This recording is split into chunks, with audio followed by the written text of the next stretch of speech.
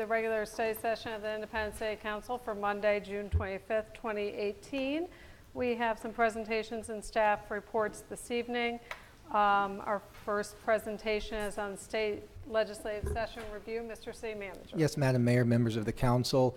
With the conclusion of the legislative session with the Missouri General Assembly, we wanted to update the City Council tonight through our two lobbyists, John Barzay and Associates and Strategic Capital. Before we start that, last year had a major legislative success in getting some of our limited liability corporations in a place where they were required by state statute to register. So I'm going to begin tonight by asking Assistant City Manager Lauren Palmer to update the council on that. That was, as I said, a major piece of legislation last year championed by Senator Rizzo. So I'll ask her to come up and then introduce our lobbyist from there. Thank you. Thank you, Mayor and Council. Lauren Palmer, Assistant City Manager. As the City Manager said, we just thought tonight would be a good opportunity to highlight for you one of our legislative successes from last year. You may remember Senate Bill 286 is a bill that authorizes certain municipalities to have limited liability companies registered. Previously, these LLCs, when they register through the Secretary of State's office, they're required to submit a registered agent, but sometimes that's just an attorney or an accountant, someone who files the paperwork, and it's not an individual that we can hold accountable when we have problems, particularly for property code maintenance issues. So really appreciated leadership from Senator Rizzo, working with our colleagues in Kansas City, the National Realtors Association, among others, and we were able to get independents included in that legislation. So I just want to make you aware that we are working that process now to get those LLCs in our communities registered. As of June 15th, we have over 476 LLCs already registered and continuing to work on that more. So those are now 476 properties with business representatives that we can hold accountable when we have property maintenance problems in our community. So I just thought that would be a good item to highlight tonight before we have our lobbyists give you the year in review for this year's legislative session, just to indicate again how important it is for us to have a strong presence in Jefferson City in order to advocate for our local needs and issues. And that's a really concrete example of how we can make a difference and it can help support our local strategic plan. Happy to answer any questions you have about that item before we invite our guests to come up. Okay, thank you very much. Any comments or questions from the council? Okay, thank you very much.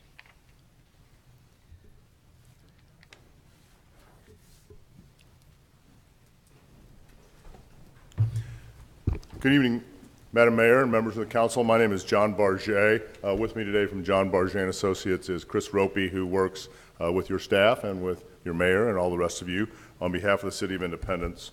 This is the second year that we've had the privilege of representing your interest in Jefferson City, and we thank you for that opportunity. It's a delight to work with your staff and all of you. I thought what we might do is I just kind of give you a broad overview of what did go down, and then a lot went down, as you all know. And Mr. Ropey was going to address a couple of specifics. We have the great privilege of working with another fine lobbying firm, Mr. Steve Tilley and Tom Robbins with Strategic Capital.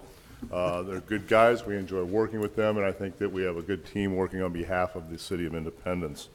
So as all of you are extremely astute and you can't avoid looking at a newspaper, you know that legislation really didn't play a big role in what happened this last session. Everything was about what you could read about the former governor and things of that nature. Ironically, and many of you that hold elected offices probably have found yourself too, that when something becomes such a major crisis as that did, it was such a deterrent and such a distraction that the usual bickering that goes on between political parties and individuals seems so minute that the legislature literally had its best legislative session in many, many years. Just as an example, there were over 2,200 pieces of legislation introduced. 148 of those actually got to the governor's desk. That's the best legislative year we've had since one year that Governor Blunt was in with a majority Republicans and a Republican governor. You don't think about all these statistics, but it was very ironic. We have over a $28.5 billion budget that Governor Parson will be acting on this week. The fiscal year for the state of Missouri begins July 1st. Pardon me. And the governor will be around the state, I know, signing various portions of that budget and talking about his fiscal plan for next year. Speaking of Governor Parson, in light of all the things that went on in Jefferson City, we do now have a new governor. Excuse me. That's not Governor Parson calling me. Sorry about that, Madam Mayor. That's okay. And Governor Parson has appointed State Senator Mike Kehoe of Jefferson City, who was term limited, as his lieutenant governor. And so they have a team that is working in place and getting around the state and trying to talk to people about their vision. So we may have hit a brief moment here of a Parson honeymoon and people tired of talking about all the other things that were going on. In terms of the legislature, it's going to be a very busy year. As I mentioned, a lot went on. We worked on a lot of issues on behalf of the City of Independence, and Chris is going to talk specifically about those. But just a couple of things about this election year. I know there's at least one former state legislator that sits on your bench, and he knows that every 2 years, all of the House members will be up. So 163 House members are up. And is this the eighth year of 8-year term limits? We started them in 2002. We'll have about 50 legislators going home from term limits before we talk about retirees and before we talk about what may or may not happen in November to some incumbents. So it's a big new class of people coming in there, as you might imagine, that don't really know everything that a veteran would know about the legislative process. We're going to have about 10 new senators. That's kind of a big change in the chamber that's usually controlling a lot of what goes on. And one of those, I'm sad to say, that we will lose from term limits, or 2 term limits, will be a great state representative from here in Independence, Ira Anders, who has been a great delight and a true gentleman for us to work with, and always interested in what he could do to better the city. Just a couple of facts, and I'll turn this over to Chris to talk about some of the specific details. You know, this November, we'll have a number of issues on the ballot. Of course, you know, we are a state that likes to put a lot of things on the ballot, either by initiative petition or through the legislature. So you're very familiar with the fact that the legislature moved the right to work vote to the August ballot. And so that will be a very big campaign we'll all probably see on television, both sides between now and then. And then in November, we're going to have 3 medical marijuana proposals on the ballot. We're going to have a gas tax on the ballot that will go to a vote of the people, 2.5 cents for every year for 4 years to get us to 10 cents. There's going to be an ethics proposal called Clean Missouri that will be on there and deal with a number of the ethical issues. And there'll be several other ballot issues, but those were the main ones that I wanted to mention to you. There were some corporate tax reductions and some tax bills that were passed this year in the legislature. And I'll let Mr. Tilley talk a little bit about utilities. That was a major topic. But with that, may I introduce Chris Rope and let him talk specifically about? Thank you. Thank you very much, and happy to be here with you guys. And to let you know, we really do enjoy a great working relationship with your local delegation. They are constantly reaching out, saying, what can we do to help, and have really good open lines of communication, and they are always wanting to know what they can do to be helpful.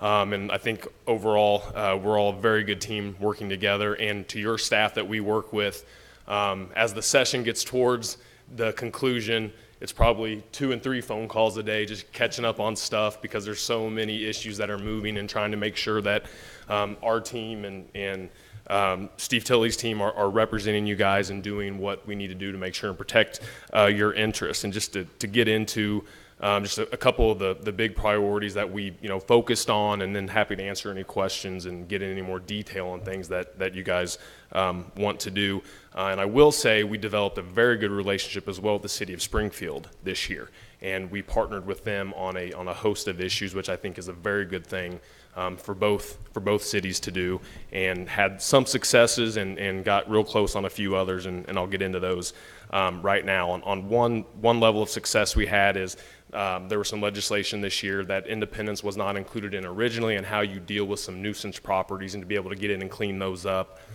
We were able to get Independence added and identify a bill moving in the last week that we could attach that language to, and had Senator Curls put that language into a bill, so the City of Independence would be included in that. And then other people jumped onto it and ended up being a really good piece of legislation. A bill that would have been very detrimental, I think your team ran the numbers and was probably close to $4 million hit on prohibiting you from doing occupational and business licenses that the city or that the state already did, and some other components to that bill that we were able to stop in the Senate committee that it got sent to once it did pass the House. But that was something that we worked very close to Springfield on to make sure that we stopped that. And then the other issue that we've got more work to do on is how we deal with failure to appear in your municipal court. We got the bill perfected, and then some things happened behind the scenes where a couple of senators whose support we thought we had, they flipped their vote on where they were from the perfection vote to the third reading vote. And so the opponents have reached out. They know we aren't going away with that issue, and they want to get together and meet over the interim and try to figure out how to do something that will actually put some teeth into the law to be able to actually have it work for places like Independence that don't abuse it and aren't a part of the problem where it was happening in other areas of the state. Steve and those guys will get into the wireless small cell issue, but that took a lot of time and energy in the legislature this year. They passed a 911 tax, and that, you're going to see that out there and how we address that issue going forward. John mentioned the gas tax. They made some prevailing wage reforms this year, which will impact rural areas probably more than the changes you'll see in more urban areas like here, but that was something that was spent a lot of time on. And then historic tax credit reforms. That's an issue that's been around a long time that they made some changes to this year that will affect a lot of communities throughout the state. And then, like I mentioned, a lot of the time was spent playing defense, and a couple of the bills that I'll run through, and then we can answer any questions, however you want to move forward. TIF reform. They tried to do some things on TIF reform this year that made it out of the House, that we were able to successfully get slowed down and eventually stop in the Senate through the process to stop and prevent some things they were trying to do to have cities not be able to use that tool and those tools to their advantage. There are lots of issues you deal with landlords and what you can and can't regulate on that, and that's always a hot topic, and there's whether you can inspect the property in between renters and various other issues that had some hearings, and that process moved forward on a few bills, but we were able to successfully prevent those, working with others from going forward. Trash collection, trying to tell municipalities what they can and can't do for their trash collection. Spent some time working on that issues, working with folks to make sure that we got that stopped as well. The normal dog breeding bans that you see every year comes up on, and how you deal with abandoned cars, and when you have to call out police and your law enforcement to deal with how you tow those vehicles. That issue was back this year, but I think a lot of legislators are realizing that those are types of issues that, hopefully they let you do it how you think is best to serve your citizens in your community and to get them away from working on those. And then the last one that I'll mention, short-term rentals and VRBOs and residential dwellings and how those issues go forward. You saw a big push this year. The House got an amendment onto a bill that eventually got taken out of a conference committee report, but it was, people trying to, again, tell cities what they can and can't do and how you can regulate those types of businesses, and something that eventually the Senate committee decided that it was best left up to, thankfully, municipalities decide how to control and run their own their own government and how they best see fit. So I will shut up after that and be happy to answer any questions, or John can answer any questions on any of those items or others that you may have noticed that happened during the legislative session. Okay, thank you very much. We appreciate you being here to give this report on our general lobbying efforts. We've enjoyed working with you. Your communication's been fantastic, so thank you. I know you're busy and you have a lot of clients, and we always feel that you're available to us and keep us well informed with both our weekly telephone calls and the reports that you provide to the staff and to the council. Are there any questions or comments from the council? Yes, Councilman. Thank you, Mayor. Thank you for being here, and thanks for all the good information and the good efforts that you've made on our behalf down in Jeff City. I looked at the list of House bills that were truly agreed to that passed. I think it's on like the 6th page or something like that. So there were 3 of them that I had questions about. One of those 3 was the small cell 5G, and I guess I will ask Tilly about that later. But the other 2, if you could just briefly tell me. One is 1887, HOA's prohibition on banning political signs, and the other is SB 782, water and sewer system grants. Can you just comment briefly on both of those? Yep, sure. So the first one on the HOA prohibition and banning political signs, that issue has been around, I mean, for probably the last 8 years, since Representative Bars, the state representative from St. Charles, has been pushing that. And I think it even maybe went to the Supreme Court at some point where essentially you had situations where you had homeowners associations banning signs, and there was a big fight whether that included, you know, does that infringe on your First Amendment right and your ability to put out your support and who you support in a political campaign. And finally this year got that issue through the legislature where a homeowners association cannot ban you from putting political signs up. And I think the compromise was a certain time ahead of the election, so like 2 weeks. You can't put it out until 2 weeks before. I don't know the exact date, but there was a start date of when you could do that. That's what that I issue wanted got to know. resolved. Yeah. Okay, thank you. And then the water and sewer system grant, that was a part of a larger DNR bill that Governor Parson actually just signed last Thursday or Friday, I believe. And I don't know the specifics of it. I don't believe it was an underlying bill that was filed, but it put a little bit more money into, I think probably, I'm guessing, more rural or smaller communities and their access to some grants to be able to develop their water and sewer. But it was just something we wanted to make sure if it would apply to the City of Independence that you would take a look at that and see if it somehow would fit for your needs. I don't know 100% for sure if what the restrictions or stipulations on that were off the top of my head. Yeah, we have our own municipal water company here that supplies 250,000 people. So, yeah, it could affect us. That's why I was wondering about it. Right, yep. Okay, thank you. Yeah. Any other comments or questions? Thank you. Thank you, Chris. Yep.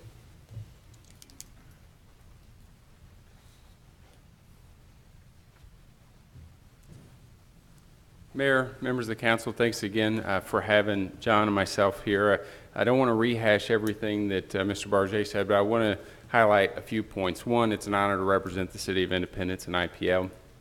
Two, you do have a great staff. They're easily accessible, they communicate well, and they represent you well. So thank you for providing them for us to work with. Couple things I want to highlight. One is that obviously the big story of the General Assembly was the governor. I agree with John. It was probably the most productive session we've had since I was a freshman. That was House majority, Senate majority Republicans along with Governor Blunt. But I think one thing for the city to understand is the difference you're going to see in governing style between the former governor and the present governor. The Councilman Doherty and I both had a chance to serve with Representative Parson, at the time now Governor Parson, and the governing style is completely different. Whereas the former governor thought it was acceptable to call names and yell at people and threaten people, Governor Parson is absolutely a polar opposite. He was in the majority, Councilman Doherty was in the minority, and I would think if you would ask Kurt, he would say that Governor Parsons is respectful, kind, a great listener, and is someone who tries to find compromise on very difficult, complex issues, which I think is actually what we hope to have from our governor. Two, and I think you've already seen it already, within the first 3 weeks of his administration, he's visited with mayors across the state, including your mayor. And so what that tells you is he actually cares about the problems that each city faces, rural cities, urban cities. I think what you're going to see in the next few weeks is not only will Governor Parsons spend some time in St. Louis and Kansas City like he already has to try and identify the issues that are important to these regions, but I believe he's going to take some of those mayors out into rural Missouri and understand some of the issues that rural mayors face, with the hope that they can find common ground to find solutions to difficult problems. So I think you're going to see a polar opposite governing style from the governor, which I think will benefit not just Independence, but the state as a whole. He's accessible, and I think you will see that if you have a problem, he's going to be someone that's going to be a good listener. His chief of staff is a gentleman by the name of Aaron Willard, who Kurt, you probably remember, was my chief of staff whenever I was speaker, and he's a fantastic young man, hard worker, and he'll certainly be accessible to you all. Before I bring up Tommy to talk about the details of the utility, it was a immensely busy year with utilities, ranging from the franchise tax that they tried to take away to small cell to broadband, and so it was hectic. But I think you'll see the results were very, very good for the city of Independence, and obviously working with John and Chris on this was very, very helpful. So Tommy, would you like to come up? Thanks, Steve. Good evening. Thanks for the opportunity to come and talk to you. We about 150 bills we monitored for you, 2 of which we identified in concert with you guys as priority. The first one was the CCR, the coal ash bill, and it started out, it was a highly technical bill, much thanks to Andy Boatwright and his help there. It started out where they wanted to charge you $15,000 every year and $62,000 per pond. We were able to get no annual fee and down to $48,000. So we saved you about $89,000 there. They had both House and Senate bills, and we were able to get the language in both, and then finally in the Senate bill that passed. So that was a cost savings, and it also insulates you from some liability. What was happening is trial attorneys were coming in and they were doing a sue and settle routine where they didn't really have much of a claim, but it was cheaper to settle out. The other benefit of that is that you'll be working the DNR versus the EPA. So imagine it's easier to get somebody on the phone at DNR than it is in Washington, D.C. The second big bill was the small cell bill, the 5G that you referred to. So it was sort of David versus Goliath. I mean, you had cable, you had telecommunications, you had all the big dogs in there trying to squeeze you as much as possible. At the end of the day, what we were able to negotiate was your complete local control on all utility poles. We're able to exempt them. They wanted to give you $20, and so now you're able to charge pursuant to your ordinance of $450 above the line, $300 below. So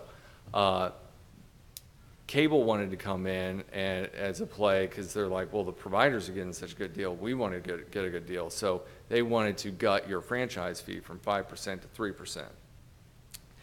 So we were able to get that with the help of the mayor. She came in and really threw some weight around, and we were able to get that amendment out and thereby saved you $500,000. So we were able to work with you, your staff. I'm from Cole County. The joke is that the most dangerous spot is between you and the door at 4:30 p.m., not here.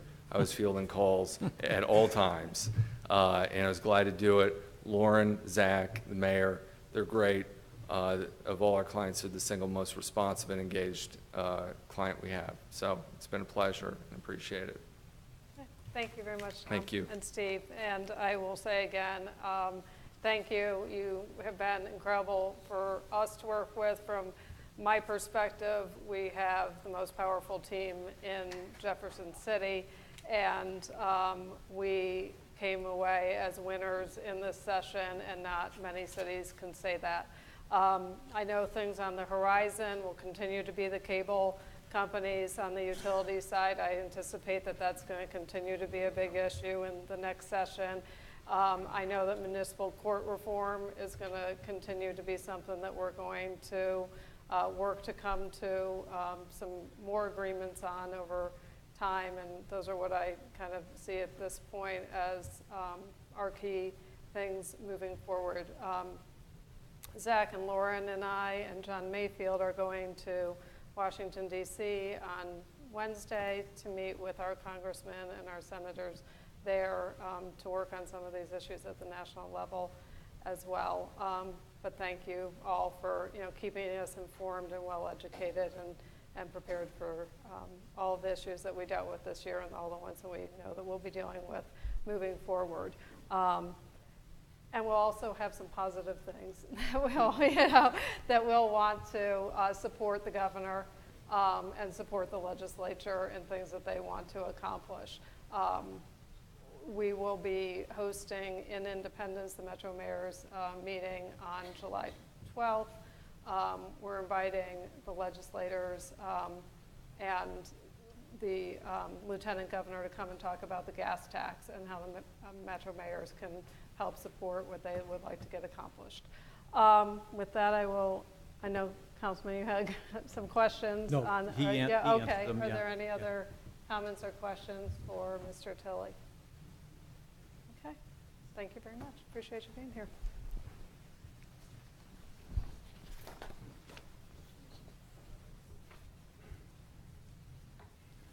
John, there's Mr. Anders, who wasn't here for your compliment.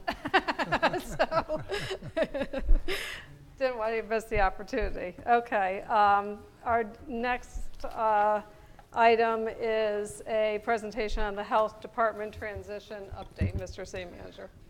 Madam Mayor, members of the council, on February 28th, we announced the very difficult decision to transition some of our duties related to the health department. We did that in an effort to not only enhance public health services in the city, but also to take a long-range look at financial sustainability. In that time, our city staff has done a remarkable job aiding in that transition. Particularly, Mike Jackson has stepped up as our acting director of health. From my office, Christina Heinen, as our special project manager, has assisted, and of course, Assistant City Manager Palmer has helped with that as well. But we've also gotten tremendous aid from your Advisory Board of Health, who have asked some very provocative and thought-provoking questions to help make sure that good public policy was the outcome here and that public health remained at the forefront of our minds. So tonight what we would like to do, that transition I can now tell you is complete, and we would like Acting Director of Health Mike Jackson and Christina Heinen to provide you with an update on what that transition looks like and where we go from there. Okay, thank you. Hi, good evening, Mayor and members of the council. My name is Christina Heinen. I'm Special Projects Manager for the City of Independence. And as our city manager stated, I'm here to talk to you about the health department transition that we've been going through for the past 4 months. The current health department building is located, of course, at 515 South Liberty Street. It's 2 blocks south of the Jackson County Health Department, which is at 313 South Liberty Street. Today, actually, we had a press release go out at 4 o'clock. Officially, the health department now is closed.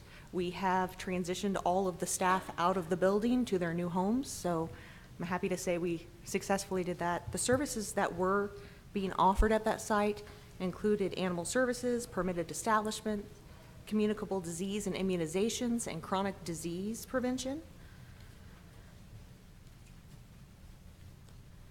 As you may know, many of the services that were being offered at our health department were being duplicated at the Jackson County Health Department.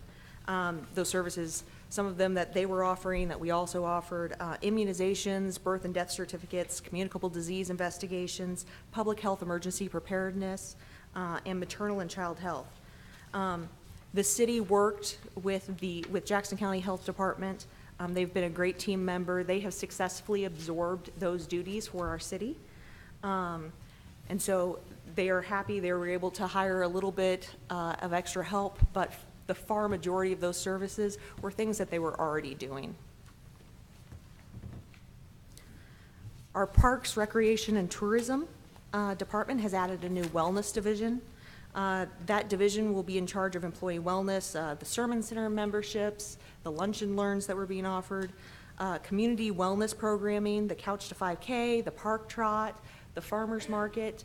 All of those things will be under that new wellness division.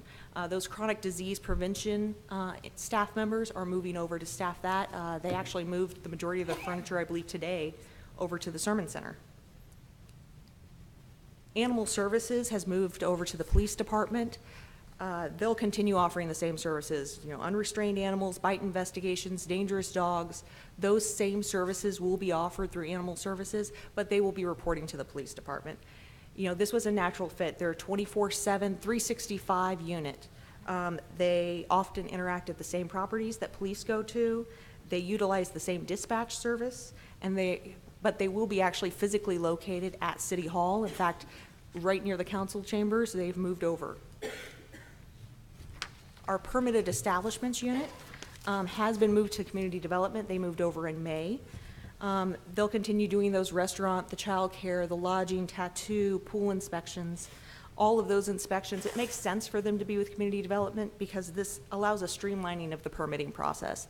You know, community development already had business licensing, they already had building inspections. For those new businesses opening, this is a customer service friendly sort of way to allow them to have a one-stop shop, to get their business open, to answer any questions, to get everything re-permitted each year.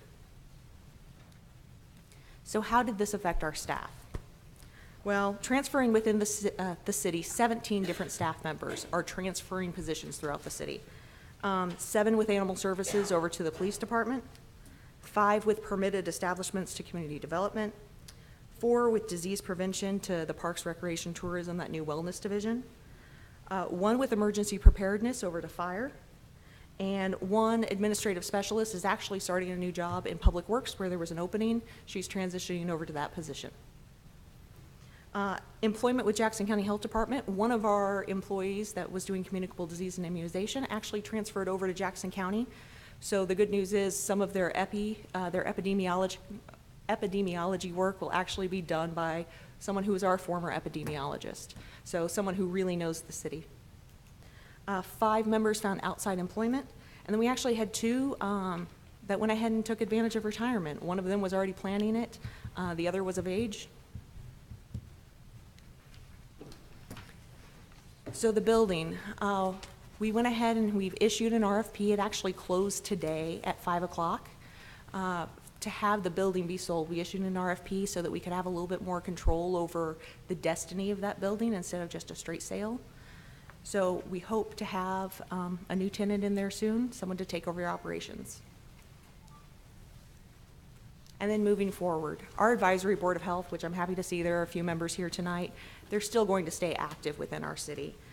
The big difference will be that there'll be multiple departments and agencies that will be able to provide updates as needed or as required for the board. The acting director will act as the liaison for that group.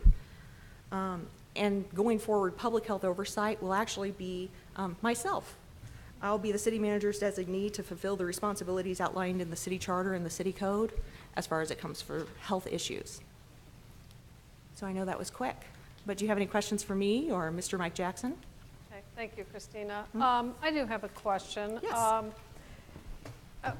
Are you, in your role, are you, I mean, there's a lot to know about public health. I mean, we have a lot, there's a lot happening around our region, around the country, around the world, and things that we can be continuing to be educated and applying best practices here in Independence. So is that a role that you are going to fulfill, and your assignment is going out and participating in those opportunities and bringing that back to Yes, Independence? I'm incredibly fortunate. For those who don't know, I worked for the health department for about 8 years. I served in multiple roles, I think 5 different roles there at the health department. I have my master's in public health. I've spoken at conferences throughout the nation. I continue to want to be involved and to stay involved with public health. This is something that, you know, I may not know everything, but we have wonderful, talented people here who work for the city and who volunteer for the city to make sure that we stay abreast of this. You know, I know that the Board of Health will make sure that if there are any matters that we need to look out for, they can be our eyes and ears to help with that. Thank you. Comments or questions from the council? Madam Mayor, if I may. Yes, Councilman Perkins? I want to say thanks. It's never easy transitioning from one section to another and actually putting the people that we have in place in the right positions. That's always tough to hear. Here's a word that's never really used in city government: streamline and make efficient. That's something that we've really worked hard to do. Mr. Walker, I want to appreciate you and your office for making these hard changes. Some of the best changes I've seen has taken place over this last 2 years since I've been on the council, moving the community development or moving the property maintenance downstairs in City Hall. That has been a godsend, at least for me and for the citizens of my district, so I can bounce downstairs and talk to somebody one-on-one instead of just over the phone or having to drive down to Liberty Street. Just makes it real easy, so thank you for helping with that transition. Not a problem. Other comments or questions? Yes, Councilman. Thank you, Mayor. Thank you for the presentation, Christina. Just a couple questions Of perhaps course. you could answer. The Advisory Board of Health obviously continues, and it continues with the same people that are on there. Will they have the opportunity to interact with the county health department, since that will be the health department that has a lot of the information, statistics on communicable disease and all the other health issues, since we will not have that in-house anymore? So that's one of the questions. The second question has to do with the 60 or so preschools that were inspected by our health department. Will that be taken over by Jackson County? I think it's important that we continue to inspect those preschools because they checked for immunizations, and they were not allowed to function, those preschools, even though they're private.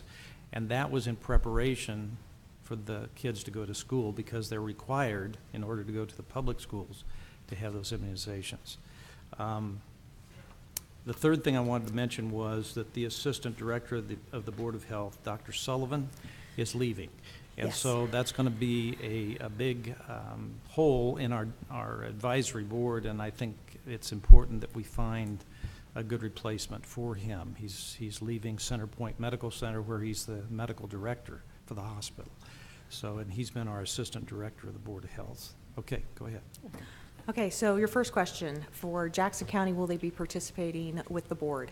Yes. Jackson County was actually at our June meeting, along with the other departments where our staff were going, and they have indicated that, as they do with the other jurisdictions that they serve, if there's a board that would like a report, they are more than happy to come and provide that information. You know, that is part of their job. They love the community outreach. Bridget Casey, who's the current director, as you know, she's a former Independence Health Department employee. We love her. She loves us. We'll continue playing as nice as we possibly can with Jackson County. Good. For child care immunizations, you're referring to the child care immunization ordinance in Chapter 11.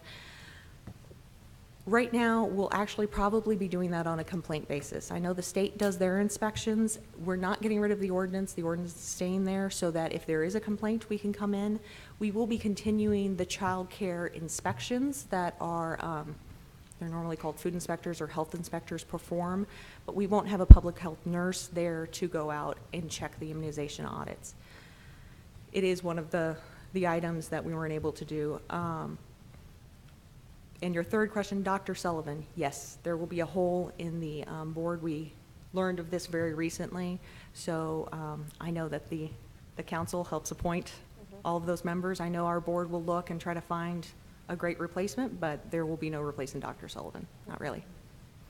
And the charter does, I think the charter indicates that the Board of Health is made up of certain individuals, a medical doctor. It's the city code, yeah, and I want to say it's Chapter 19, but I have to double check, yes. But, you know, so there are certain roles on our Board of Health that must be fulfilled, and of course, Dr. Sullivan fulfilled the role of being a medical doctor, so will need to be replaced by a medical doctor. Right. Christina, this one Yeah. isn't really for you, it's for Mr. Walker. We renamed the health department the Barbara Potts Building. I don't know quite how we sell that now. I mean, do we take the plaque back? What do we do?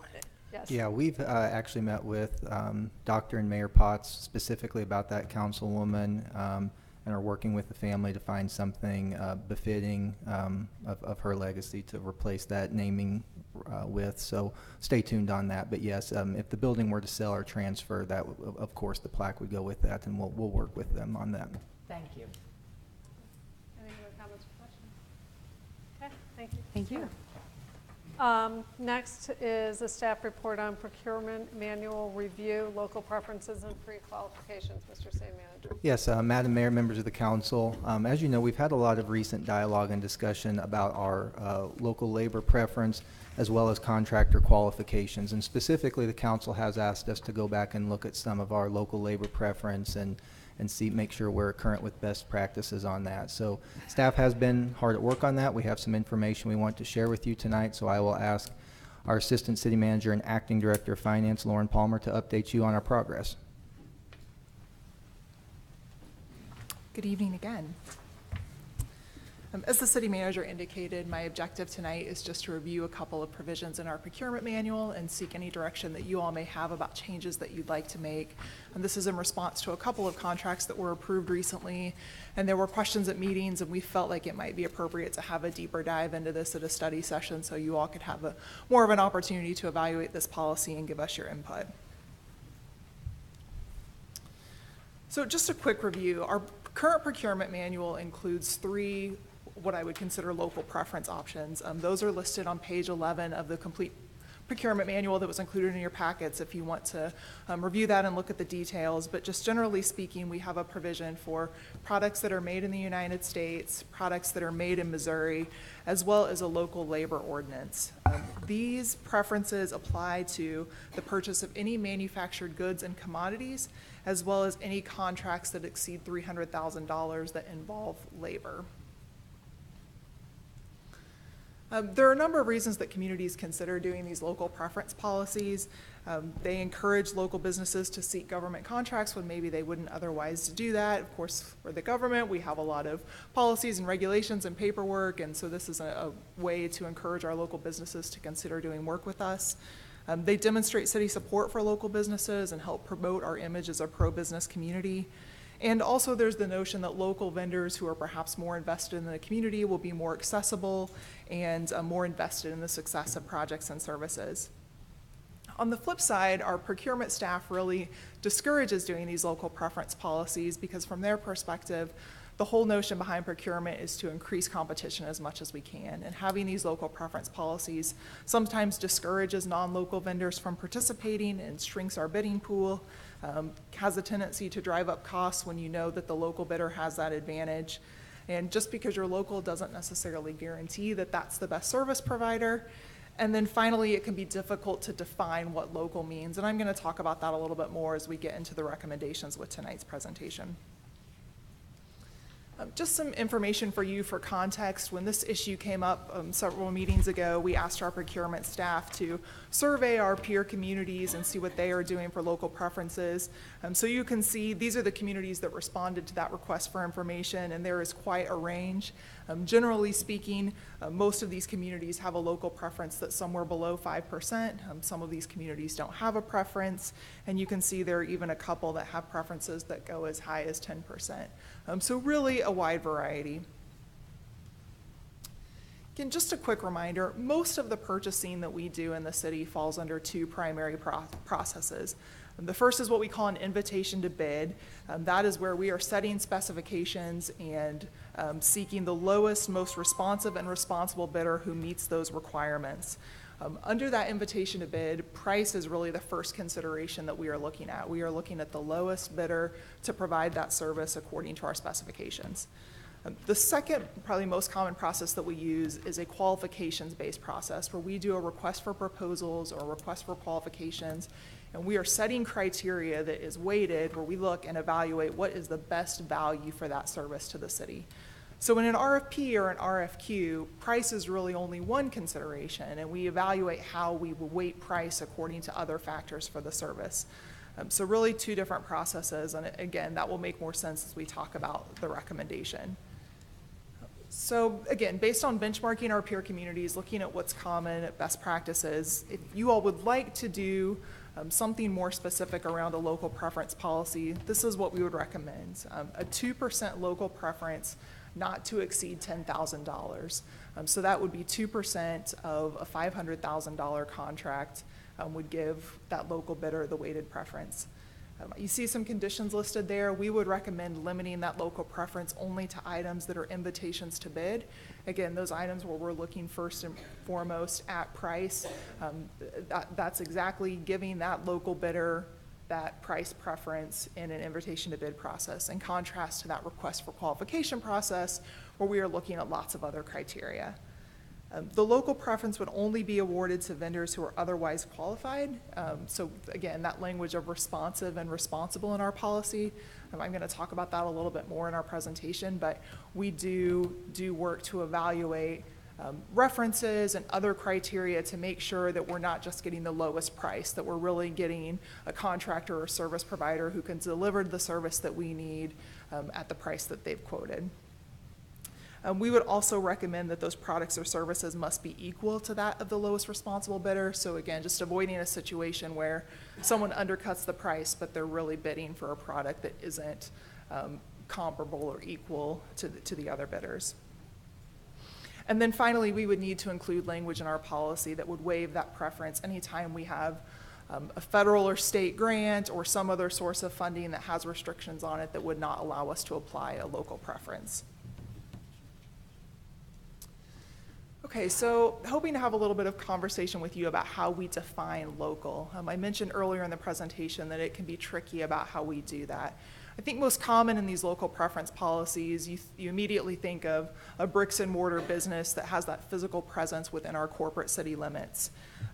We've thought about this and would recommend to you a couple of other considerations that would be easy for us to evaluate and I think would be consistent with other objectives that you all have identified in your strategic plan. So for example, we would recommend making sure that that business has a valid occupation license and has been in business for some period of time. So we would recommend the last 3 years. So a valid occupation license, at least 3 years, and hasn't had any license violations in that time. Again, we would recommend that physical bricks and mortar presence, lease or own. You know, there are plenty of businesses in our community that are leasing a storefront but aren't that property owner.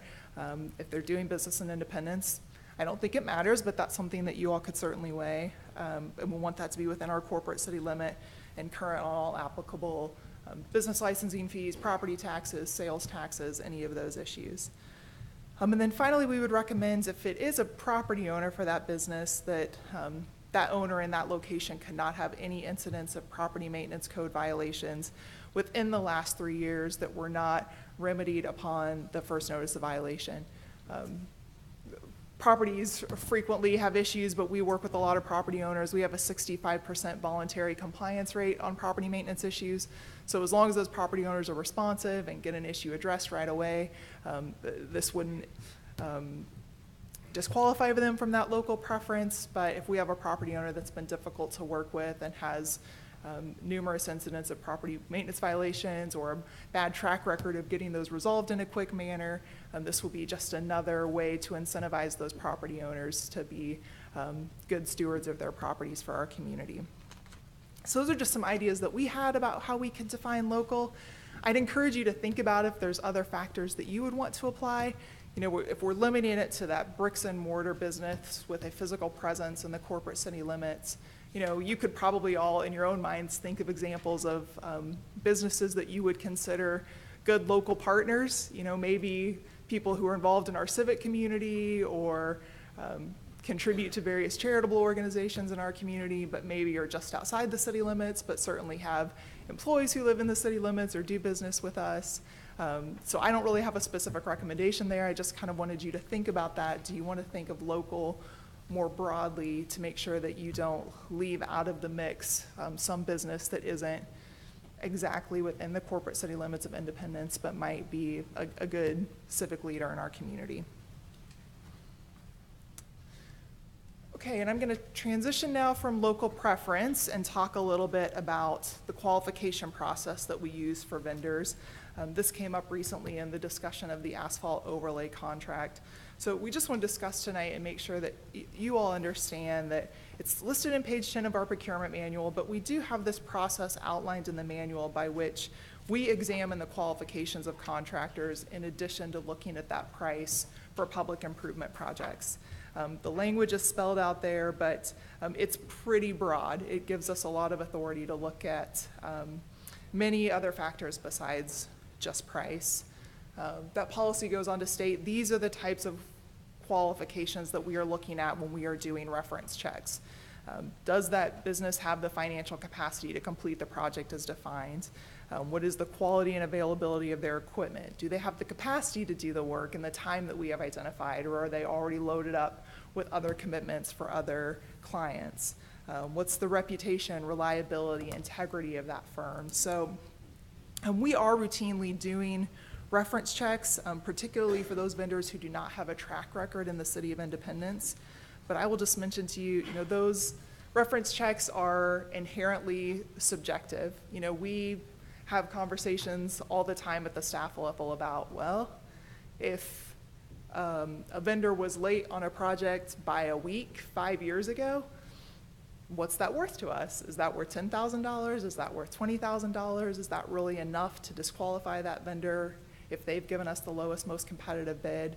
I guess just having this dialogue has made all of us talk more at staff, that we will just redouble our efforts to communicate better with you about how we're doing those reference checks. And anytime we identify information that we think might be valuable to you and ultimately making that final decision, we will make sure to outline that in that staff cover memo that comes with your recommendations on agenda items, so that you can better understand why we are recommending the low bidder or why we're not recommending the low bidder, if there's any information that comes out in those reference checks that we think would be relevant to you all. But really my main objective tonight was to just help you all understand that this is already captured in our procurement manual, and we have made a commitment at staff to redouble our efforts to make sure that we are always looking at these qualifications in addition to price. Madam Mayor, Yes. if I can keep going with that kind of train of thought that you're having there with qualifications, with our dangerous building resources now being fully re-upped again next month with the renewal of our budget, do we have the contractors, can we pre-certify contractors that can help with the workload with the contractors that we have now? We're just going to be doing a lot of different stuff this year. Having multiple contractors be pre-qualified, will that help smooth the process along and maybe speed up some of these demos? We actually did that process this year, and we're using that now. We have a pre-qualified list of, I can't remember, less than 10. But we have a group of vendors who have been pre-qualified, and so when we have one of those buildings to demolish, we send that out to the entire list, and we get a bid back of, you know, who's available to do it and who gives us the best price. But we don't every time have to go through that RFQ process. We've already got that group pre-qualified, and it has saved us a considerable amount of time. Good, thank you. So just to wrap up, these are the areas where we'd love to have some direction from you this evening. If you are so inclined to direct the city manager to prepare a resolution to amend the procurement manual, to update that local preference policy as I've described with the 2%, or any other direction that you have for us. And then if you have any further direction about that qualifications process for identifying responsive and responsible bidders in addition to just the lowest bidder, or if you're satisfied with the manual as it's written, direct no further changes at this time. But be happy to answer any questions that you have and look forward to hearing your input. Okay, comments or questions from the council? I have a question. Yes. Lauren, I'm sorry, I just don't understand, like, are you suggesting we get rid of the $300,000 floor? Or ceiling, rather? We just don't look at that anymore? Okay. We wouldn't necessarily have to do that, because that 300,000 that's in there now is really limited to labor. Okay. But since you raised that question, I think that you should consider that. I think it would be cleaner for us to administer. The way that that language is written, that it's limited to labor, I mean, it's a little tricky. I mean, we're basically be asking our vendors to report to us who's going to be working on this project, where do all of those people live, and then the policy says that you prorate the preference based on the proportion of labor who live within Jackson County. I mean, it's kind of this cumbersome process. So I think it would be cleaner, easier for our vendors to understand, and certainly easier for us to administer if we just picked a price point and a percentage and went with that methodology. Are the benchmark cities, do they have a number they use, or do they not have a number? I mean, Yeah, let's go back to So, that. correct me if I'm wrong, we lowered that from 500 to 300 in the last year, correct? The council amended that to, that number used to be $500,000, and we decided to lower that to 300,000.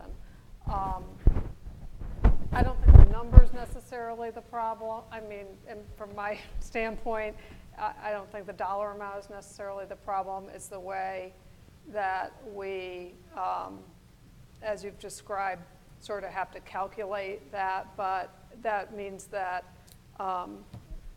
those 300,000 or above need to come to the council for approval, where it used to be 500,000.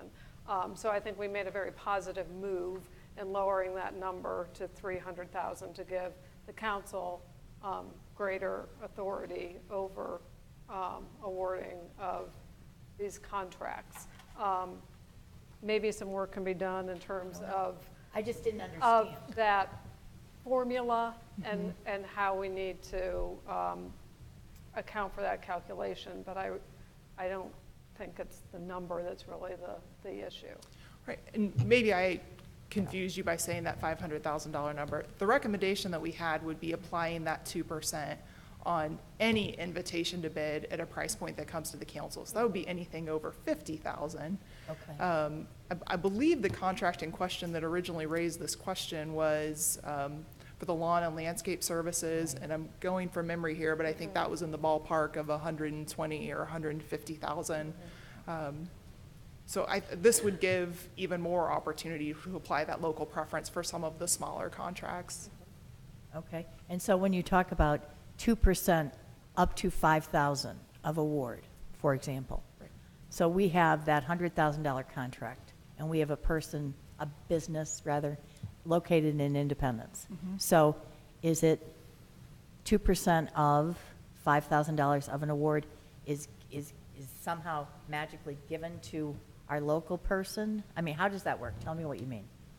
It just gives them that edge. If you had, in your example, it's a $100,000 contract. You have Right. one bidder who comes in at $98,000 and a local bidder who comes in at $100,000. In that scenario, we would recommend awarding to the local bidder, even though there's $2,000 of difference there, because we have this local preference policy where we give them that 2% edge. And it's 2% of what they bid? It's 2%, yes, of the total contract amount. That's Okay, correct. Thank you, thank you. Yep, yes, I'm sorry. Go ahead. Yes, Want me to go Councilman first? Robinson. Go right ahead. You might ask Yeah. my question. Go right ahead. Thank you. Well, first of all, Lauren, thank you for the presentation. The 2 pages there about recommendations and how do we define local, I think it's a very good recommendation. I think it's well thought through, and the rest of the council, I think we should consider it. So that's one thing, and that's your recommendation. It talks about the 2% local preference, and it talks about the conditions, all those conditions. If you would go to the page on qualifications to be considered, this is under the construction qualifications. So you've got a list there on that page, and what I would like to see, and I don't know if this is in the manual or not, because I didn't look through the manual. I just looked through your recommendations and your PowerPoint. Those lists that you have there, I would like, when we get a recommendation for a contract, to see the pros and cons listed. Some of these will be pros for one, they may be cons for another. You see what I'm saying? So I would like to see maybe the top 2 or 3 bidders and see the pros and cons, so that maybe the council then can make the decision on how much weight that we give to one or the other. The other thing that's not on this list that I would like us to consider adding, and that is every time that we give a contract, at the end of that contract, I would like for the city to start evaluating how well they fulfilled the contract and how satisfied we as a city are, especially that department, whether it's streets, whether it's water pollution control and a new sewer. It doesn't matter. I'd like us to start generating so that we have an inventory of how companies have done in the past, because we should have a history. I mean, our memories are good, but they're not that good, and we need to generate and have a history of how companies have done in the past. That's even more important than the references that we look at from other cities or other groups that use these companies. So we haven't done that in the past. Why? And I don't know why, but I think we should start. And that should be one of the qualifications to consider, is past history as to how they have fulfilled their contracts with the City of Independence, whether they have maybe even come in under bid, whether they have come in under time. You know, all those considerations can be in some sort of an evaluation, and it can be a quick and dirty evaluation at the end of that project. I would go along quite a few of those lines, actually. The history is very important. If we have a contractor that's been doing high-quality work on time and properly, I think that should be given some kind of weight as we look in the following year when we look at putting out proposals, that is given a little bit more weight than perhaps it has been, as opposed to maybe the next lowest bidder is a couple thousand or $10,000 lower, or maybe $100,000 lower. If we have a continual quality of service there with that, I think that's something that we need to take a strong look at. And I would go along with your proposals. Thanks. Yes, Councilman. When you take these in consideration, I would like to see also what you're talking about, but now it's a push me, pull you. It's just in the lawn care system. We had a company that did a job for 8 years and we were satisfied with. Now we're going to implement something that may or may not come under that jurisdiction by the 2%.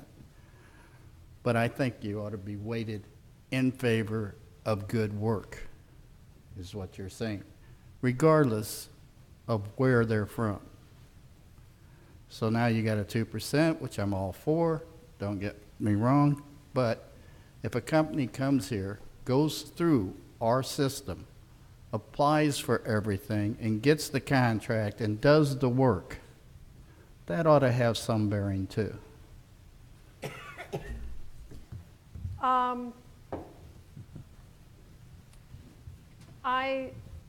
I do want to, I agree with the council on the qualifications, and the past performance should be a criteria of qualification if we are satisfied with the work done, and we should have that documented in terms of their timeliness and their ability to fulfill the prior contracts.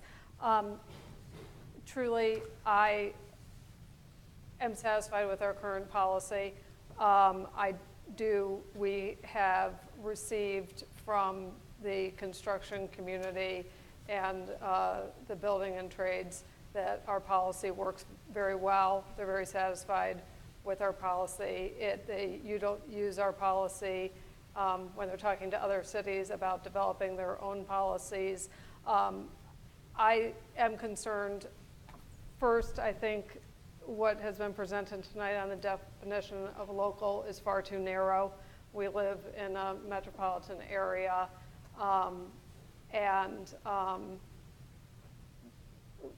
to me, restricting that to the city limits of Independence in most cases is far too narrow and calls into question qualifications. A local company may dispute that they are as qualified as a company that is located in, Raytown or Kansas City or Blue Springs. So I think that's too narrow. I do think that the cons regarding doing a local preference policy are valid. I think it can drive up price, that it may discourage non-local vendors from competing who may be more qualified. Ultimately, the decision lies with the council on who we want to select. And if we choose to select a company that because we know that they are local, which is by our, whatever definition the council determines what that is,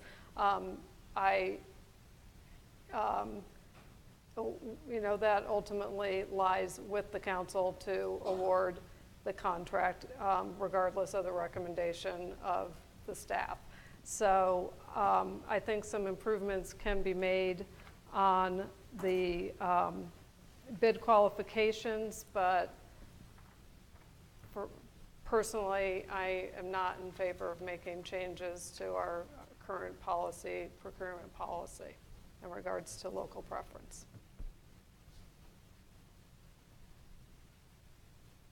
Anything else?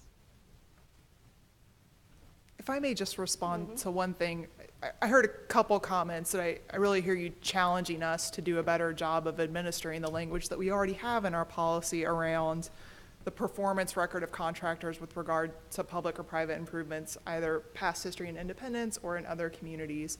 And I just want to assure you, we are hearing that loud and clear, and we are talking about that as a staff, Public Works in particular, and I know other departments are looking at how we can do a better job with this evaluation process post-project to really document the experience that we have and create that record for posterity over time. So we are working on that internally. Okay. Do you need, yes, do you need, Mr. City Manager, do you need further direction, or how would you like to proceed? I think we've kind of got a sense of what the council's thinking tonight, but maybe the council can continue to ponder this a little bit more, and we can follow up in a few weeks once you've had a chance to digest this a bit more and see if you'd like us to bring anything forward formally or just continue to sharpen our enforcement of these policies. So we'll check back in a few weeks with the council. Okay. Very good, thank you. Finally, this evening, we have reports on city boards and commissions. Madam City Clerk. Yes, Mayor, members of the council, before you should have a copy of my report. We have one item on here, and below that item is a list of current vacancies, expired terms, or upcoming expirations. If you want to take a look at that and let me know if you have any questions. First off, we have a recommendation to appoint Senator John Rizzo to the Independence Harry S. Truman Award Commission. So I'm seeking direction to add a resolution at the next meeting appointing Senator Rizzo. Okay, is there any objection to adding a resolution to the next regular council meeting? Okay, hearing none, will you please Yep, I will get that proceed added. with that? Thank you. And are there any comments or questions on the vacancies, expired terms, or upcoming expirations? Excuse me, I think this is primarily for information. There are specific requirements for the vacancies on the Independence Square Advisory Board based on, I believe, zoning of the district. Yes, That's, business location, owner, building which location. makes it, quite frankly, difficult historically to fill these. I would recommend, Madam City Clerk, if we could revisit those requirements and perhaps simplify them so these vacancies are more easily filled. Okay, I will get something together. Okay. All right. Are there any comments or questions on city boards and commissions report? Okay. Mr. City Manager, anything else this evening? Nothing tonight, thank you. Okay, we are going to adjourn. We will reconvene for the special call to council agenda in 5 minutes.